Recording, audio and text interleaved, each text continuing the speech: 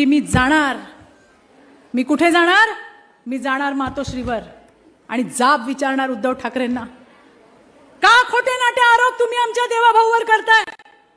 मला माहित नाही, कुठून तरी देवाभाऊंना कळलं. ते म्हणले या जरा. मी गेले. कुठे चालले उद्या? म्हटलं देवाभाऊ मी चालले मातोश्रीवर.